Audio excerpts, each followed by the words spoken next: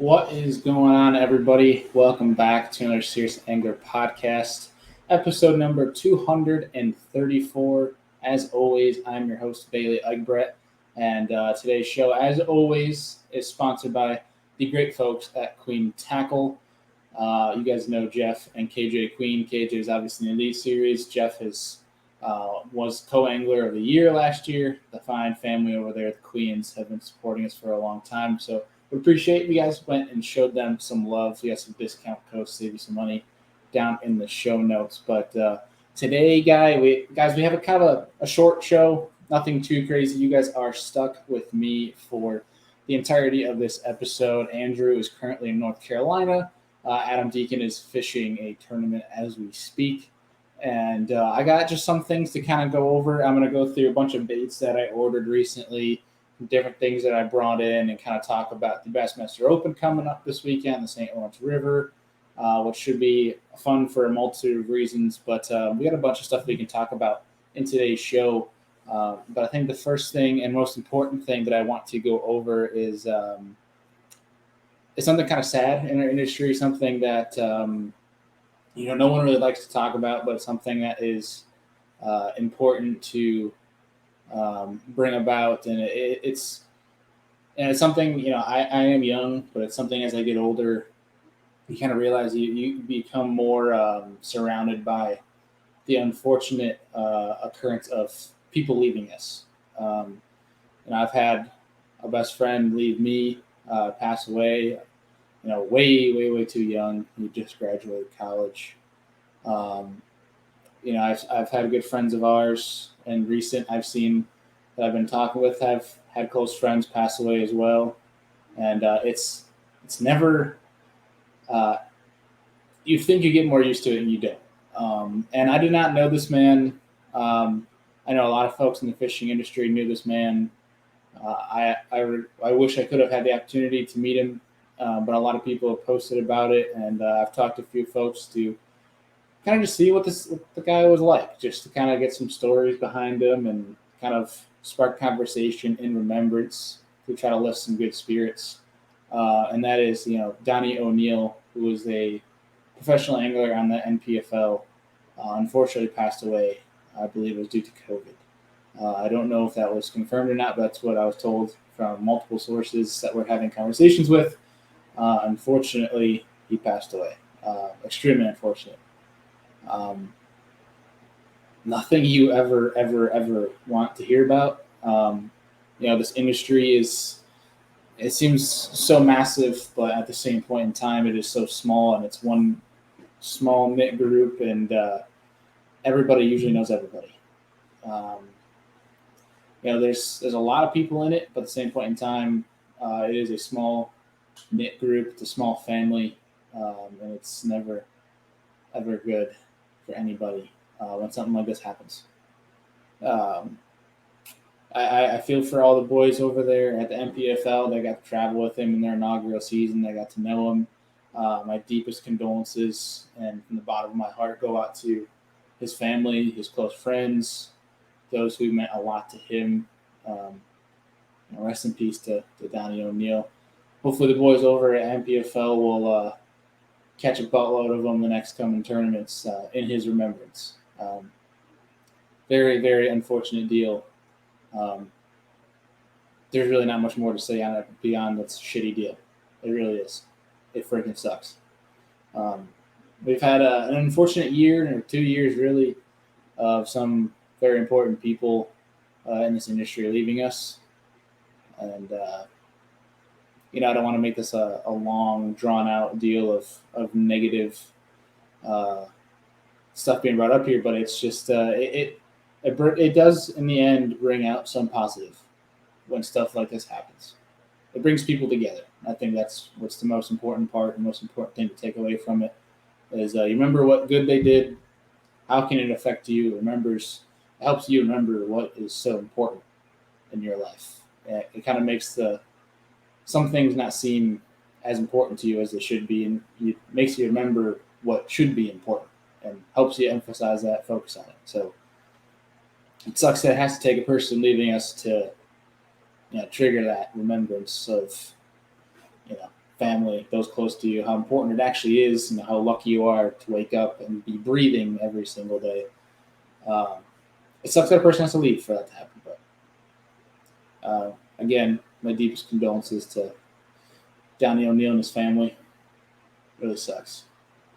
But in positive news, moving on from that, because we obviously don't want the show to be all negative and sad, because it shouldn't be. Because he's a fisherman, we're fishermen, we should talk fishing. And something I'm really excited about is St. Lawrence River this weekend. I get to Adam Beacon's actually flying in here on Saturday. I'm going to go pick him up from the airport, and him and I are probably going to go grab a couple brews, grab some dinner, and then bright and early on Sunday, we are headed up to St. Lawrence River to go fishing. We have the Bassmaster Open that's going down next Thursday, Friday, and Saturday. Co-anglers, Adam and I, will be fishing on Thursday and Friday, and we'll be on the water from Sunday, Monday, Tuesday, Wednesday, and obviously competing Thursday and Friday. The plan is on Friday of next week, we will leave from the Open. Once we're done weighing in, what have you, we'll just book it home to my place, about a 3-hour drive, nothing too bad. And then we're thinking Saturday morning. We don't know how yet. We're trying to figure out the logistics, where we want to go, what we want to do, but we're probably going to go out and film before. He has an evening flight, so we're going to go out and film next Saturday. So hopefully we'll have some fishing content for you guys with Deacon, myself. I believe Andrew has a guide trip, so unfortunately I don't think he's going to be joining us on Saturday. But depending on what time we get back on Friday, maybe we can get out for a drink or two and do some cool stuff on Friday night. But either way, really excited for that. We're going to get Deacon over here, we'll rig up some rods, and we will head on our way up to the North Country, as Taku Itu calls Smallmouth Disneyland. So I'm very excited to get up there. It's one of my most favorite places in the world, as many people agree with. So we're going to talk about St. Lawrence for a little bit. Probably go over a little bit of what I'm going to have rigged up, because I'm not going to go too in depth, because not that it's a secret, but you guys probably already know what the heck I'm going to be throwing. I'm going to go through a bunch of baits that I ordered, and then I'm going to talk about my tournament from this past weekend, and then we'll touch a little bit on the Major League Fishing Derby coming up on Lake St. Clair on the 10th to the 15th. It's our last regular season event. We'll wrap things up with that, and then maybe hint about a little bit of 2022 stuff coming up. But I think first things first, time with the St. Lawrence River is, I know there's guys up there right now, and it sounds like it's really freaking good. They're catching bigs. They're catching big bags. That fall bite is on its way. And not that you can't catch big bags in the summer, but that fall bite seems to be kind of getting in its swing here. That transition where big fish are being caught in big bags, when they get grouped up like that in the summer, it's hard to stay on them in multi-day events, but there are still opportunities for giant bags, as you've seen with Chris Johnson 27 in the final day of the Toyota Series. So it'll be cool. I'm going to meet up with my buddy, Dustin DeMarion, who I've been traveling a little bit with the Opens. Traveled a little bit earlier this year down to Texas and all that jazz. I'm going to go fish with him. And then I think we'll link up with Matt Pangrak for a day, get on the water with him. It'll be cool to finally meet Matt. We've been talking a bunch. Obviously, I've had him on the show a couple times, and then get to actually fish with him. So that would be pretty cool. Show him the ropes, the old small jaws, but I believe he's already learned the ropes, seeing as though he's caught 2 6-pounders. Seems like he's learning his way. But I think it'll be good. I think it's going to take, for a 3-day event with the Bassmaster Open, obviously full field fish is 2 days, and then the third day is top 15, 10, 12, 10, top 10. I think quite genuinely it'll take 73 to 75 pounds to weigh.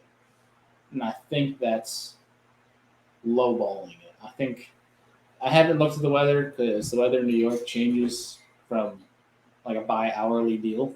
I think if the weather plays and people can get out in Lake Ontario, it's going to take over 75.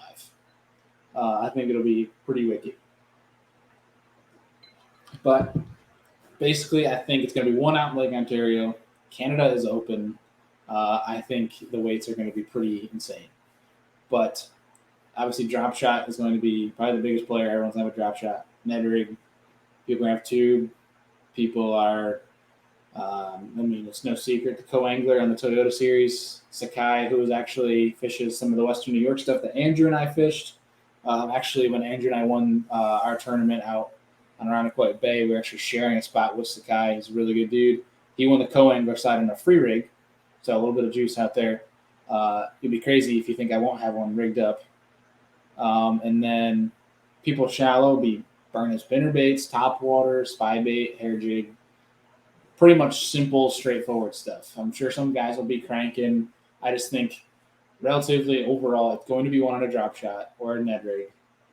And maybe some stuff in shallow mixed in for some 1 or 2 big bites.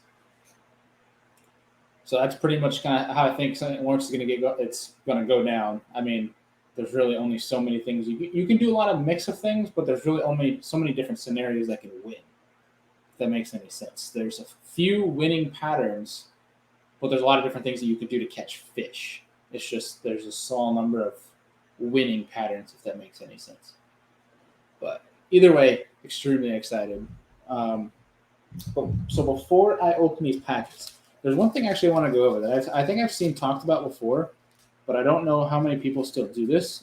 I don't know if maybe I'm still doing an old deal, but if people, I wonder how many of you guys, if you guys are watching on YouTube, comment below, or if you're listening right now, shoot us a message or whatever. For those who, when you order stuff and you get these silica gel packets, the ones that soak up water, anybody else besides myself, keep every single one that you get? I've instructed my fiance and parents to keep them because I throw them in my tackle boxes all the time, especially when things are going to get wet. I put them in my tubs and my kayak in the Hobie Pro angler just in case there's a little bit of water that gets in or condensation. It soaks it all up. Maybe I'm the only one still that does that because a lot of things are waterproof now, but I thought that was kind of cool point. All right. I think what we should do now is we are going to go through a couple different things that I have ordered recently. And thank you to my good buddy, Mr. Kevin the Baitman Baxter, who used his discount code to get some money off because I've been intrigued by these swim baits. And I do need to buy their glide bait. But I'm going to go through them right now because I ordered them because they're kind of like a bull shad-esque, but it's a jointed body. It's a multi-jointed body swim bait, hard body swim bait. And that is the 6 Sense Trace. So I ordered 2 of these deals. Let me turn it up so you can actually see the thing. So for you guys on YouTube, you actually can see what I'm talking about right now. It's slow sinking, 6-inch swim bait, 6 Sense Trace, 6 Sense Trace. I'll break these out for you guys too. Really kind of wicked packaging, honestly. I'm a fan. Let's see. So this color, what did I order? I totally forgot what I ordered color-wise. Either way, they're pretty wicked cool. All right, this is the blueback herring. So it obviously has 1, 2, and 3 different pieces, not including the soft plastic tail that it actually comes with. Comes with a replacement as well, which I'm a big fan of. I ordered a lot of Savage Gear Shine Glides for glide baits. It's like the poor man's shine glide or glide bait that really walks incredibly well for a $20 glide bait. Doesn't come with an extra tip. That was my only downside. That was where my story was going. That was a pointless story. So here's the blueback herring trace right there. And I believe, I want to say these are Gamakatsu treble hooks. I can't remember what the name of the trebles again. It's leaving my memory right now what treble. Either way, they're super sticky.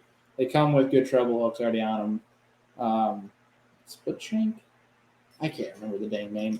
Either way, very good trebles that come on them. As you guys can tell, I just stuck a finger in my hand.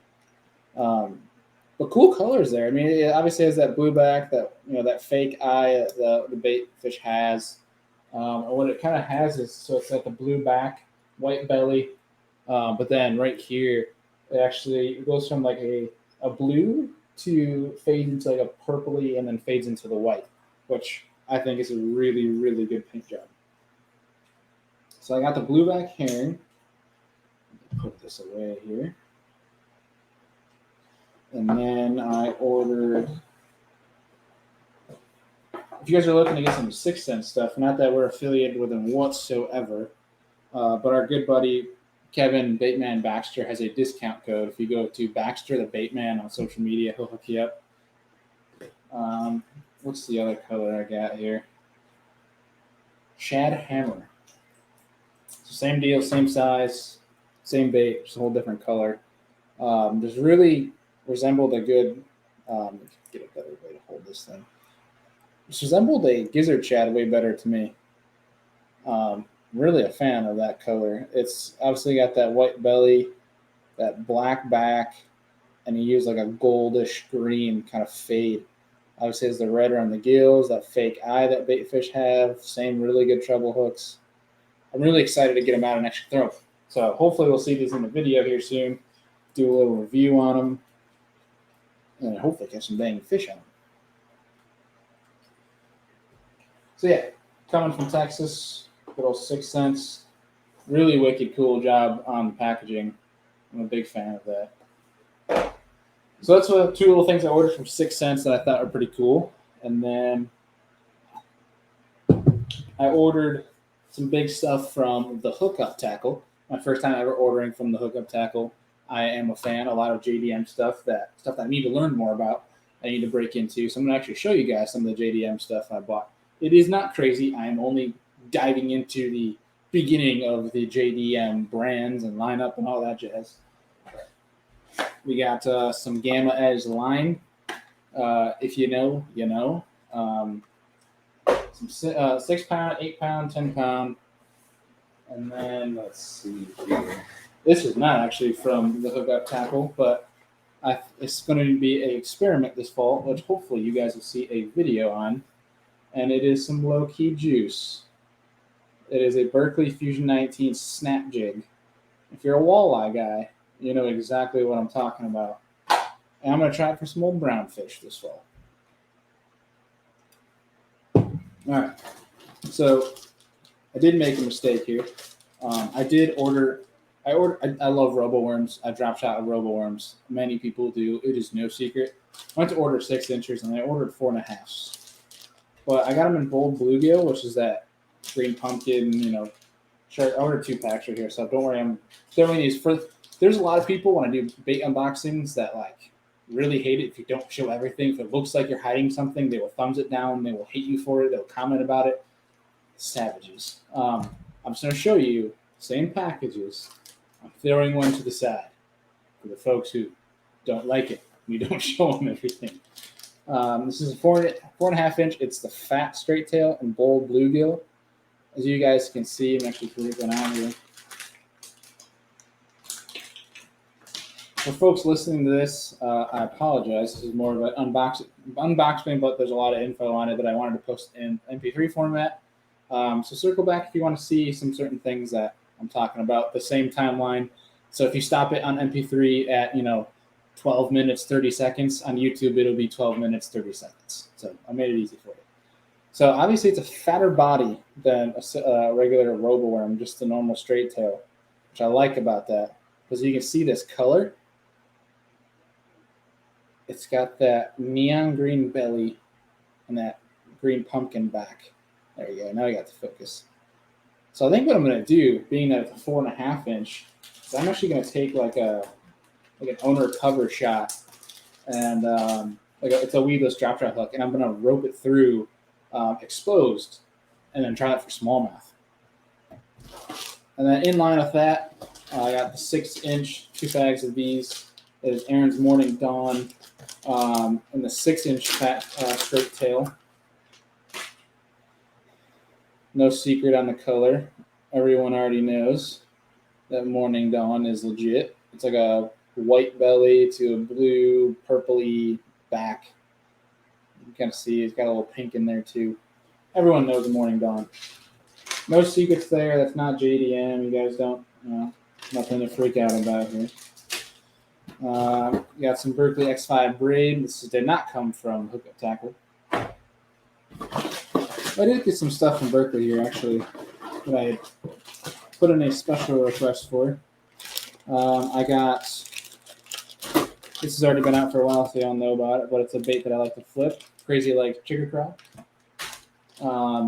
And then I have 2 packs of Berkeley's The Deal, which is becoming my new favorite chatterbait trailer. Break those out for you guys. Obviously, has power bait infused in it.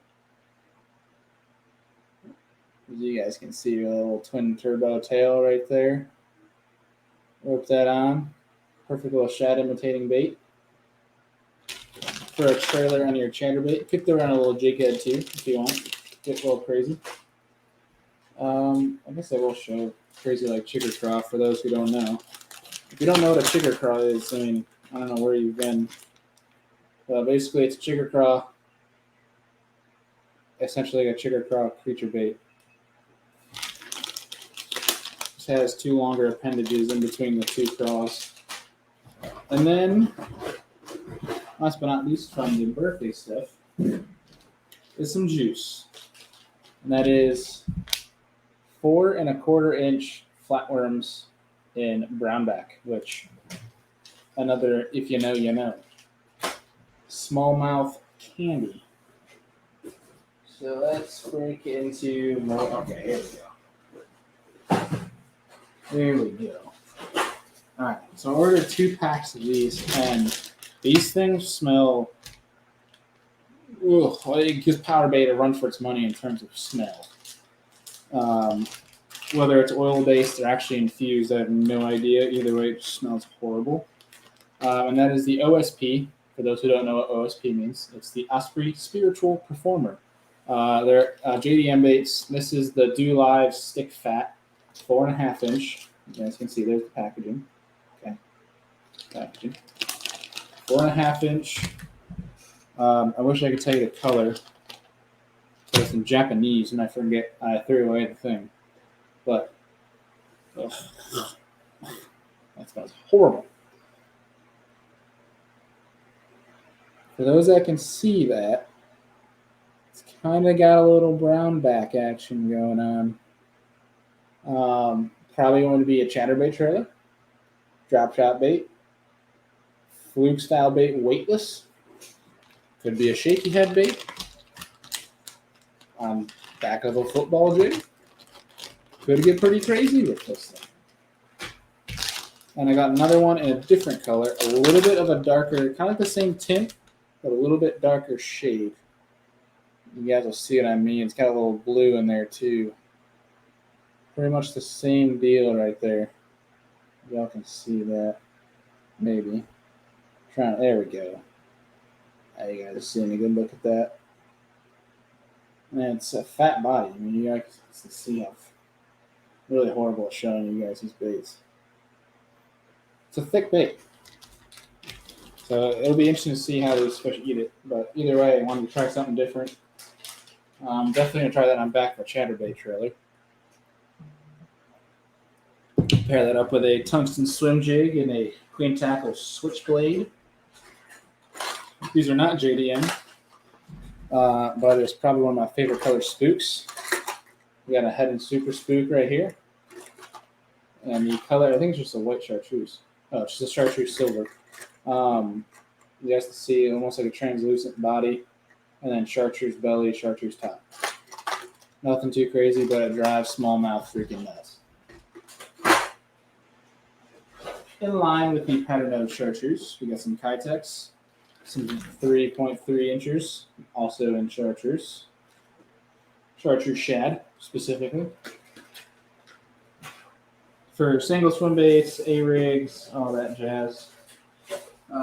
Stocking single swim baits here. We have 2 packs of Mega Bass Open swim bait heads.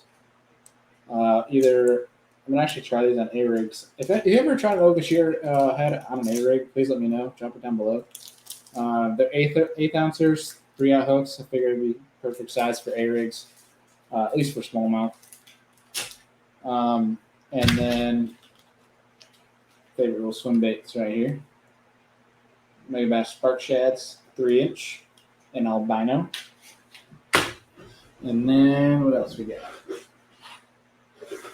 We have some Lunker City 3/64 ounce Nico weights. Needed to restock on some Nico weights. Been throwing that a lot this year.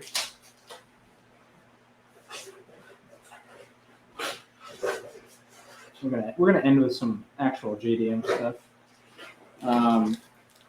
Picked up some range drop shot baits. Green pumpkin as the bubble shaker, right? Oh, bub ring shaker. Bub ring. Look at it, it says bub ring. Yeah. So cool little drop shot bait. Let me actually get that out for you. Oh, you gotta open the thing. Okay. Hold tight here. These smell interesting. But either way, kind of a interesting body bait. It's almost kind of like an oval-esque shaped. Can't get that to focus. But either way, you can kind of see it's a ring drop shot bait with a little tail kicker coming off the end. You guys can see how it's kind of a slender profile. We'll play around with how to rig that. Probably just going to be a simple nose hook bait right there. Drop the stuff. So something I wanted to throw for smallmouth here, just for not in a tournament, just for pure fun. And I kind of I think we need to play around the setup and what I'm going to throw with it. But I got 2 3/4 ounce Lake Fork flutter spoons. These are the 4 inchers. And these I'm going to totally, when we get the smallmouth fired up, totally clear these things because that would be awesome to catch a big old smallmouth on a spoon. So kind of almost the finessier side of bigger spoons and something that's kind of become popular. I'm trying to remember his name. Something Malone. I think it was back when FLW was actually FLW was Major League Fishing. I want to say it was an FLW or was it a Costa? Well, either way, you want it on a spin bait. Not a spin bait like a spy bait, like a. I don't even know. Are they called spin baits now? I think you guys, if you're listening, you get my drift. It's basically you got the hard body, little blade, and you got a hook coming off the back. It's the Realis spin. It's not a duo Realis spy bait. It's the spin bait. I want to say this is a 3/8 ounce. We'll break it open here. I don't know what hook it. Oh, it actually comes with 2 hooks. Dummy. I think this is a 1/2 ounce or a 3/8 ounce. Either way, hard-bodied bait. I think that's it's also in Japanese, so I can't remember the color, but I think it's like a Tennessee shad. If this thing will focus. Come on, camera. Come on. You can do it. There we go. All right, so it's kind of got like a Tennessee shad going on. That copper goldish back, silver belly, but then it's also got like a little yellowish dot of a hue towards the gills. Really, really lifelike eye. And then it has a little blade at the end, small little Colorado blade. And essentially you're just yo-yoing that off the bottom. I think you kind of use it almost, you're not snapping it like a blade bait or rising it like a blade bait. I think you're literally just picking up like a rod length and just letting it fall. Picking up your rod length, letting it fall. And letting it fall in like that semi-slack, semi-taut line to where you can feel it when it's falling. So I think they hit it more when it's falling. Either way, we're going to experiment with it. We're going to make a whole video on it this fall. I am really excited to throw this thing. Never caught a fish on it. It's actually the first one that I own.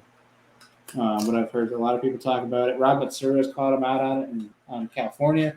So it's a pretty cool deal. And I ordered 2 of them. It's called Half Mirror IU. There, you guys can see it right there. And that is, it's a 1/2 ounce. It's got 1 ounce, or it's got a number 10 hook, treble hook in it. Small treble hooks, but at least there's 2, so that you can have double the hooks in a fish if they get it right. I think that does it. for all the new stuff over here. Yeah, it really does it. I did get some restocking in clean tackle jigs. I got a whole bunch of stuff here. Really quick for y'all. There's a bunch of different jigs that Queen Tackle has to offer. And first and foremost, which one do we want to go over? Let's go over the finesse football head. So they have a bunch of different colors. This is one of my favorites. It's just like a green pumpkin chartreuse. And obviously it has the small little peanut head, as Jeff likes to call it. And let's see if I can focus. You guys can kind of see. If you're watching YouTube, yeah, there we go. It's focusing right now. Perfect line tie so that you're not ever hitting the bottom or hitting rocks. I mean, you will fray your line, but it's not going to be like bad. Because that line tie, majority of the time, you're going to be coming out of the rocks, not even going to be touching anything with your line, with how it's almost directly on top of the head. And then obviously you have a more stout hook. You know, a lot of people talk about the Kitech finesse football jigs. This Queen comes with a 3/0 more stout Gamakatsu hook, where it is going to flex a little bit, but not much at all. So when you set the hook, I mean, with that line tie, it's not gonna bend at all. So it is a lighter wire, so that's why I like colder water, smallmouth. I like to throw that finesse football because it is a smaller profile. I know a lot of guys like to flip giant jigs. I like to throw something a little bit smaller, more finessier. Not that I don't throw bigger jigs, but at that smaller tungsten profile, something I have a lot of confidence in. Then we have, of course, just our regular flipping jig. Right here, we just got a simple half ounce Queen Tackle flipping jig. See, simple head that's really, really nice to skip with. Look at that flat bottom. Really angular head. That's in KJ Camo. It's probably one of my favorite colors. It's like a light green pumpkin and a brown. And then we have swim jigs. Some Queen Tackle tungsten swim jigs. These are half ouncers. My favorite color, which is Ghost Bluegill. You see very, very stout hook. Great shaped head on it to come through grass. You can almost flip it too. So like, say you're going down a bank and you want to throw and swim this jig by bank, but you also want to flip it at the same time, you can throw it right back in there. You don't have to throw a different route. It's got a very stout hook on it too. A little to no flex whatsoever. I'm really pulling on that thing. Yeah, I mean, it ain't going anywhere. Ghost Bluegill. It's like a green pumpkin, like a lighter bluish, almost like electric color. And then we have a regular football jig. Bring these up. They just have a normal football jig for those who don't want a finesse and they don't want a hammerhead. You have just your normal tungsten football head, bigger sized hook, same rounded head here, all tungsten. And then last but not least, my confidence bait when it comes to football heads, hammerhead. Now this has a very stout hook on it. You can kind of see from the side, it has a much bigger hook. Nice little football shaped head here, but see how it's kind of cut off from the sides. That's because that is where they add rattles. I don't know if you guys can actually hear the rattles. So it's very subtle because they actually went underwater, tested, like literally audio tested with crawdads, crayfish that are underwater, and compared that sound to the rattles inside this head. Pretty wicked. Yeah, got stocked up in that, stocked up in all the tungsten weights that they have. A lot of drop shot weights, especially for this week on the St. Lawrence. Getting ready for battle. So, pretty excited. Got a bunch of new baits, obviously, to play around with, get use out of, breaking into some JDM stuff. Excited either way all around to get up to good old Candyland. But talking this past weekend, got a second place finish on Silver Lake. Nothing too crazy for those that follow my personal social media, just Bailey_Eggbret. If you guys do want to follow along, if you're not already. Got second place on our last regular season event for NYKBF, our New York's kayak trail, and basically got second off of two predominant areas that I found using a Humminbird Mega Side Imaging paired with a Humminbird Zero Lines Auto Chart chip, which basically creates your own map. As you graph, it creates the map for you, which is really freaking cool. I probably will create a video on how that actually works coming up on the channel this fall. But found two areas. I found one offshore spot, hard cover. Excuse me, it's getting late. I had fish all over it. I posted pictures from my side imaging on my Instagram. Pretty wicked how many fish were on that thing. Caught a bunch off that. Lost a 4+ pound smallmouth within 5 casts at the beginning of the day. That would have, I lost by 3/4 of an inch, and I had a 16-incher, and this thing was at least 19-20. So if that tells you, yeah, I lost it, unfortunately.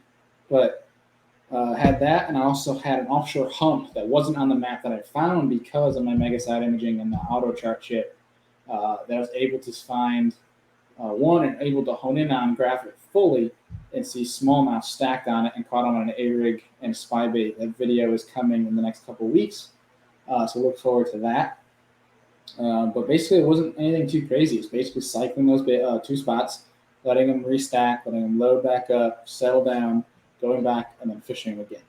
And we'll basically get a few bites each time I went back and refished. So, second place, either way, fun tournament. Congrats to Pat Viamet on winning that one. Not a lot of stuff to break down in that tournament. I'd also like to save a little bit to the imagination for when the tournament video comes around. But other than that, we have the Bassmaster Open coming up next week in terms of my tournaments. And then when I get home from that, I fly to Wisconsin for a day and a half for work. And when I fly back, I literally fly back and get back here. I'm missing a day of practice that I intended for. So I get back on a Wednesday night at literally midnight. And then around 12:30 is when I'm thinking I might be off the plane to my car. I'll have everything already in the car, left it at the airport for the night. We'll drive down to Chautauqua Lake for the NYKBS State Championships, which I'll have all day to practice for Thursday and Friday, and then competition days on Saturday and Sunday, 2-day championship style event. Longest 10 bass win, 5 each day. I'm looking forward to that one because that would be a really cool one to obviously do well and win. And that's obviously always the goal, is to win. So, that trail had a really good year for. I wish I had entered the AOI race, which is their members only race. Unfortunately, I won the very first 3 events they had. I got first place, and then had a few weeks off, a lot of work trips. Things got sidetracked, and I just hopped into one, which you guys saw, and I can link right here, which is the Hemlock Lake one. I got 15th, did really bad, like 15th out of 50 something. And I basically had no practice for that one. And that's when I kind of, it was a learning deal for me when I basically went out and fished history. And that's where I learned that history, just because you might have certain deals doesn't mean that they're still going to be good year after year. You do have to practice. You do have to. I shouldn't say that. You don't have to practice. If you don't practice, you can try to rely on history a little bit, but when it's not going for you, you need to ditch history and go fish new stuff. And that's what I didn't do. So, yeah, bad performance. But ended up getting second. So they take top AOI is out of your top 5 performances in terms of inches. And I had 3 first place, a second place, and a 15th. And looking at the AOI, if I had joined the AOI, I would have been leading by like 30 some odd inches, which means it'd probably come down to just getting a decent limit, like both days to state championships. Actually, I think they take 1 day. So if I didn't lose to the top or whoever's second place, I think it might actually be Pat Viamet. If I didn't lose by 30 inches on 1 day of the championship, I believe that I would have taken AOI. either way, it doesn't matter because I didn't enter it. So, but cool, just knowing I had a solid year. I'm hoping to do every single event next year. Actually, I shouldn't say that. I don't think I can make first. I don't know. We'll see. We'll see how the schedule lays out for NYKBF and how the schedule lays out for Hobie and for Bass Nation next year. Looking to do the U.S. Open, the U.S. Kayak Open. That there's like one spot open that you can compete for to make the World Championships. If I'm available that weekend, go down to Tennessee.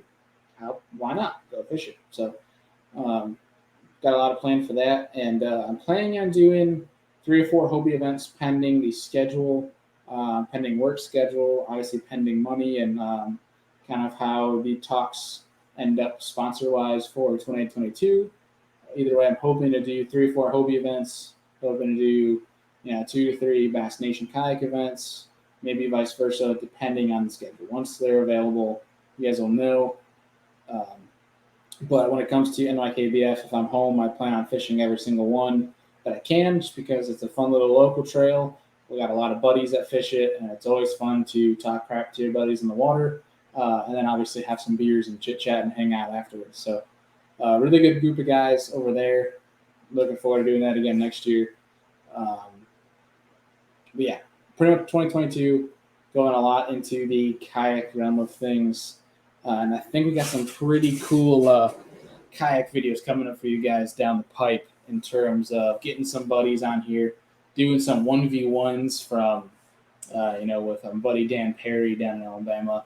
We've been talking about doing stuff like that. Drew Gregory.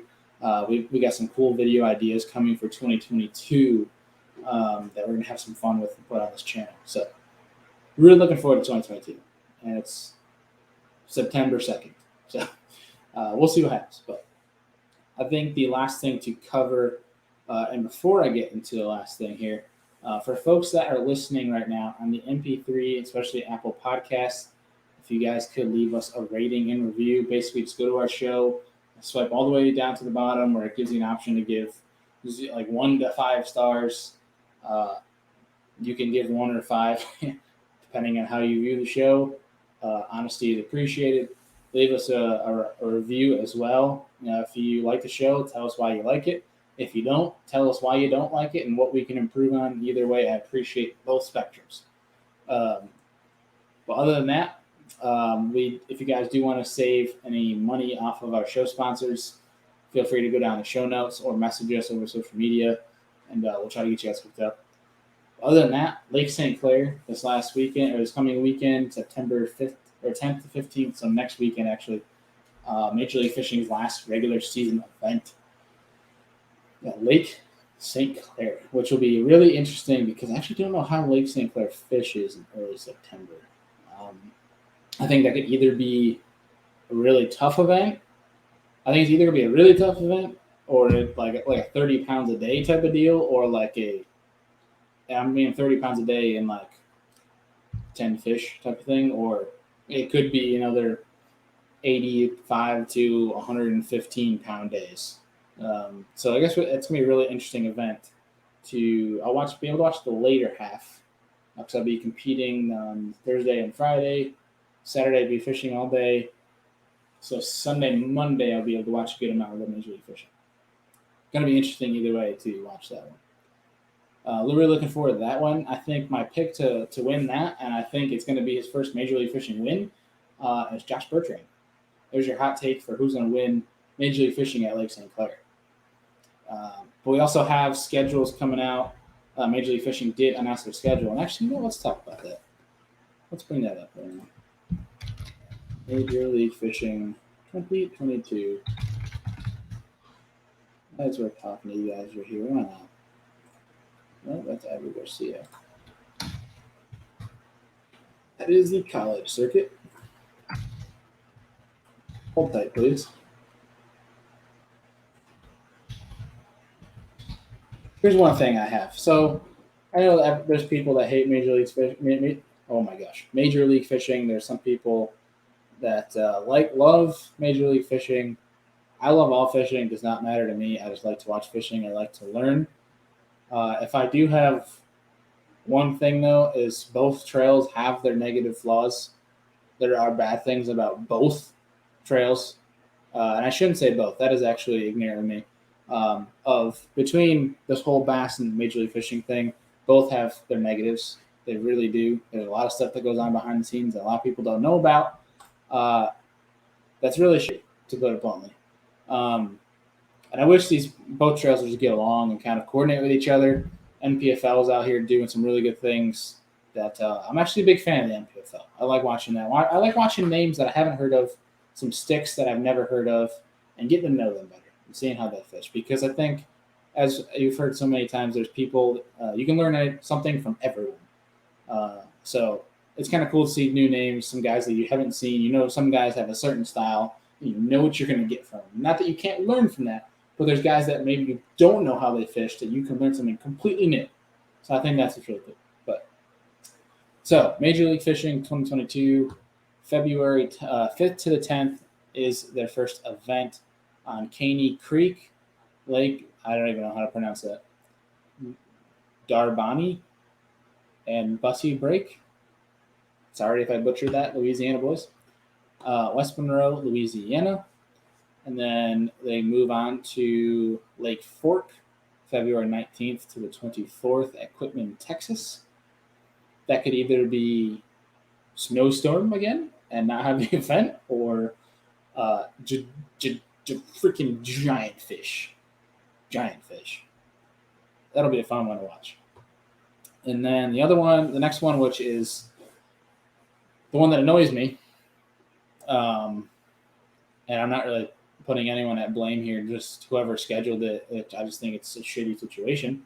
March 2nd to the 7th, Stage 3 in Coleman, Alabama at Lewis Smith Lake, which for those who know, those dates mean that's Bassmaster Classic, which means that all my friends and pros at Major League Fishing will not be at the Classic, which makes me sad because I'd like to see my friends.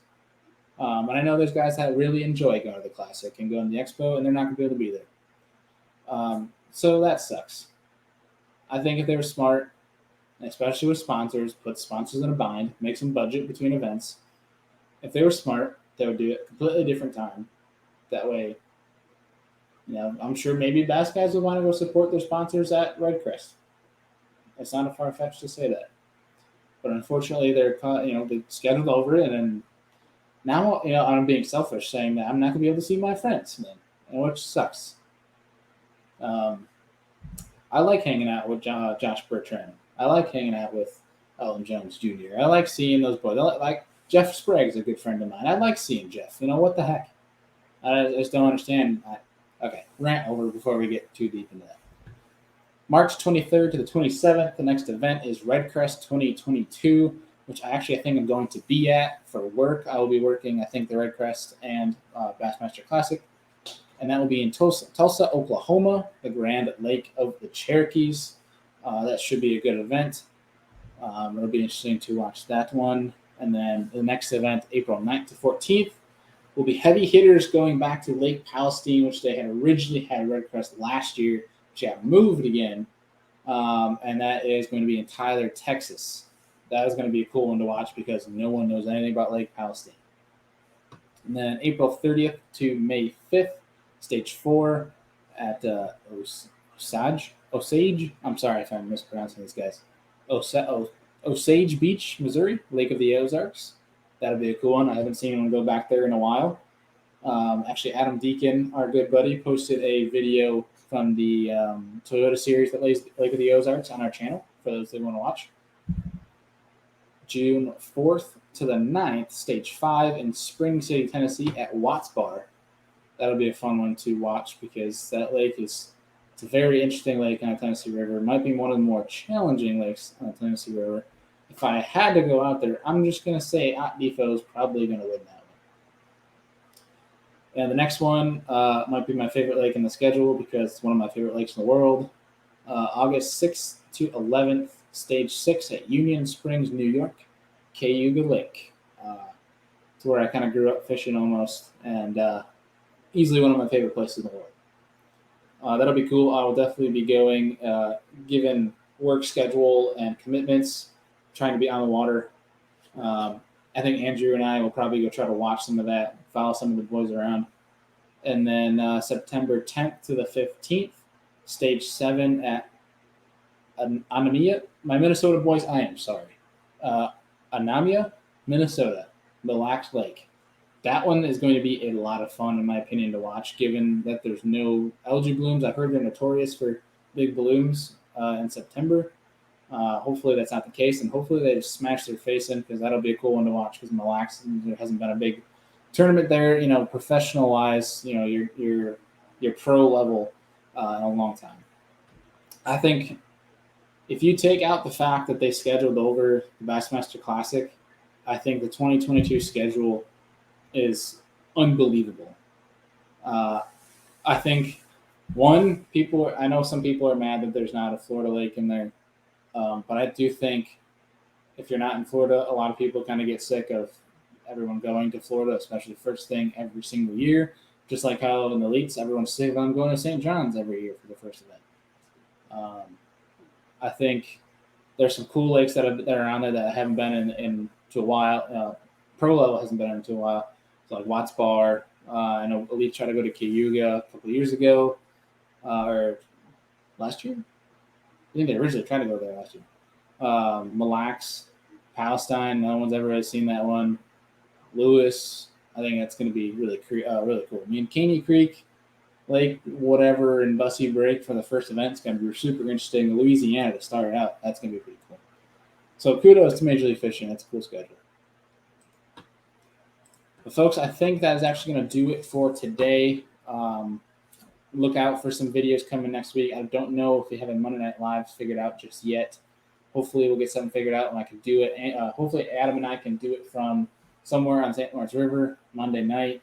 If not, maybe it might be, because actually I think Andrew's in North Carolina. We might not have a Monday Night Live show, so don't hold your breath. But if we do, hopefully we'll see you guys then. Hopefully we'll have some shows coming out to you guys next week. But other than that, look out for some content from St. Lawrence River, and should be fun. But either way, folks, we appreciate you always tuning in. See you guys next time.